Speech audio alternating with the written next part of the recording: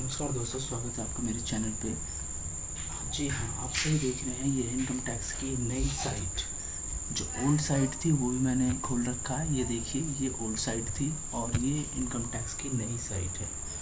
और मैं इसका लिंक दे दूँगा, इसकी जो वेबसाइट का लिंक है वो मैं आपको दे दूँगा। आज हम क्या सीखने वाले हैं? आज हम देखेंगे कि अपने नई साइट पे हम लॉगिन कैसे करें और पिछली साइट की लॉगिन और इस साइट की लॉगिन में क्या डिफरेंस है। तो चलिए स्टार्ट करते हैं। मैं सबसे पहले आपको लेके जाऊंगा अपने पिछले पोर्टल पे, जो कि हम लॉगिन करते थे। वो क्या था? वो कुछ इस प्रकार था। और आप यहाँ देख रहे हैं, यहाँ 3 डैश होते थे हम पे, जहाँ ये हमारे पास 3 स्टेप हुआ करते थे, जहाँ से पहुँच के हम लॉगिन कर सकते थे अपने पोर्टल में। इसमें था कि अगर हमें अपने आप को रजिस्टर करना है तो यहाँ से रजिस्टर करें, अगर हमें लॉगिन करना है अपने आप को तो यहाँ से करना है, और अगर हम पासवर्ड भूल गए तो हम यहाँ से जाके अपने पासवर्ड को रीसेट कर सकते थे। अब देखते हैं कि हमारा जो नया पोर्टल है उसमें ये है हमारा नया पोर्टल। सबसे पहले मैं दिखाई देता और कैसे मैं यहाँ तक पहुँचा। तो नए पोर्टल का ये है हमारा होम पेज, और यहाँ से हम लॉगिन कैसे करेंगे मैं आपको दिखाने वाला हूँ। ये है लॉगिन के लिए बटन। वहाँ पे हमें अलग से देता था, जबकि यहाँ पे ये दे रहा है हमें। 2 ही ऑप्शन दिए इसने, हम लॉगिन कर सकते हैं यहाँ से और हम अपने आप को रजिस्टर कर सकते हैं। फॉरवर्ड का हमें अंदर जाके मिलेगा, जब हम लॉगिन पे जाएंगे तब। तो चलिए, लॉगिन पे आने के बाद हमारा डैशबोर्ड कुछ इस प्रकार से खुलेगा। अब मैं यहाँ पे आपको एक डिफरेंस दिखाना चाहता हूँ कि पहले जब हम लॉगिन पे जाते थे तो उस समय हमारा डैशबोर्ड कैसा खुलता था और अब ये कैसा खुल रहा है। तो मैंने एक इमेज जो पिछली वाली टैक्स पोर्टल पे आती थी वो खोल रखा है, ये देख रहे हैं आप। जब हम पहले लॉगिन पे जाते थे तो हमारा जो डैशबोर्ड होता था, जो हमारे सामने डिस्प्ले होता था, वो कुछ इस प्रकार से डिस्प्ले होता था कि हमें अपना यूज़र आईडी डालना है। जैसे कि आपको पता है, यूज़र आईडी में हमारा पैन नंबर होता था या पासवर्ड जो हम बनाते थे, और यहाँ कैप्चर कोड डालना होता था। ये 3 चीज़ें हमें देनी होती थी। तो अब नए पोर्टल ने इसमें क्या कर दिया है?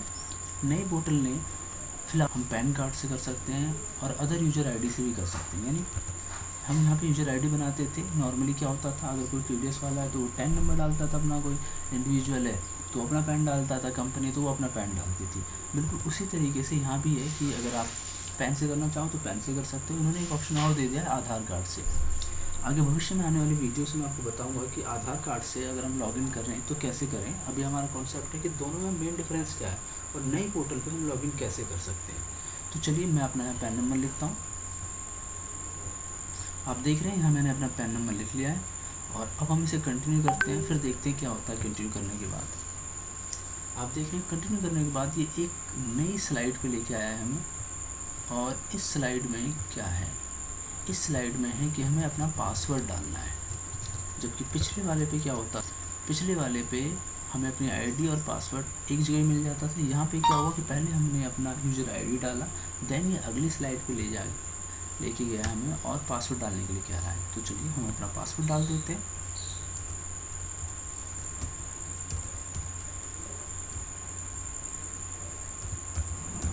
मैंने अपना पासवर्ड डाल दिया है। यहाँ एक बार मैं देख लेता हूँ। तो आप देख रहे हैं यहाँ मैंने पासवर्ड डाल दिया, और यहाँ पे पिछले और इस साइड में क्या डिफरेंस है। तो पहले जब हम करते थे तो वहाँ हमें एक कैप्चर कोड डालना होता था, जो कि यहाँ नहीं डालना। पर उस कैप्चर कोड की जगह एक नई चीज़ इन्होंने दे दी है हमें, प्लीज़ कन्फर्म योर एसेस। मैं इसका भी आपको एक हिंदी रूपांतरण बताऊँगा कि इसका मतलब क्या है। पहले हम डिफरेंस देखते हैं। ये देखिए, पहले यहाँ पे हम यूज़र आईडी डालते थे, यहाँ पासवर्ड, यहाँ कैप्चर कोड डालते थे और लॉगिन कर देते थे। अब क्या है, अब हमने पहले अपनी यूज़र आईडी डाला और उसके बाद हमने डाला अपना पासवर्ड।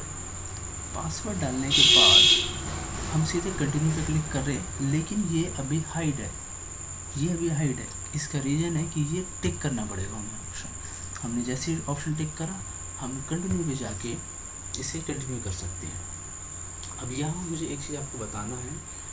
हम देख रहे हैं, हम लॉगिन हो चुके हैं, लेकिन यहाँ पे मैं आपको एक चीज़ बताना चाहता हूँ कि आखिर वो ऑप्शन क्या था जहाँ पे हमने टिक करा, टिक करने के बाद ही खुला।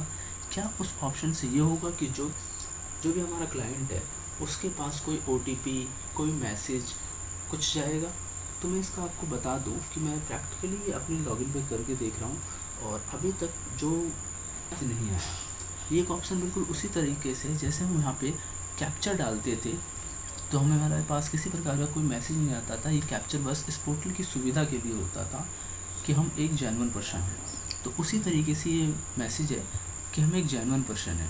या अब आते हैं इस मैसेज पे, या फिर ये मैसेज है क्या, आप देख रहे हैं लिखा है दिस इज ए पर्सनल। मैंने इसे हिंदी रूपांतरण करा और मैं आपको हिंदी बताना जा रहा हूँ आपको। ये देखिए, यह आपका व्यक्तिगत संदेश है जो इस बात का प्रमाण है कि आपने जिस वेबसाइट का मूल्यांकन किया वह वास्तविक है। यानी कैप्चर कोड भी क्या होता था, बस ये देखता था कि ये हम रॉबर्ट नहीं है, हम वास्तविक पर्सन है। ये भी कुछ ऐसी प्रकार से है, ये ऑथेंटिकेशन को प्रूव करने के लिए और कुछ नहीं है। तो इससे ज़्यादा आपको टेंशन नहीं लेना है कि किसके पास इसका OTP जाएगा, हम लॉगिन करेंगे तो क्या होगा, कोई सवाल नहीं। लॉगिन करिए, बिंदास करिए, कोई परेशानी नहीं है, कहीं कोई मैसेज नहीं जाना है, किसी क्लाइंट के पास कोई मैसेज नहीं जाना है। तो अब हम लॉगिन एक बार और कर लेते हैं और एक बार इसके फीचर को समझ लेते हैं कि फॉरवर्ड पासवर्ड। आप देख रहे हैं ये रहा ऑप्शन, यहाँ अंदर आके हमें फॉरवर्ड पासवर्ड मिलता है, जबकि वहाँ हमें यहाँ पे मिल जाता था लॉगिन करने से पहले, और यहाँ भी हमें मिल जाता है लॉगिन करने से पहले। पासवर्ड डालने से पहले आपको फॉरवर्ड कर सकते हैं अपने पासवर्ड को अगर आप भूल गए तो। ये था मेन डिफरेंस, और ये था कि हम कैसे अपने पोर्टल पे, न्यू पोर्टल पे लॉगिन कर सकते हैं।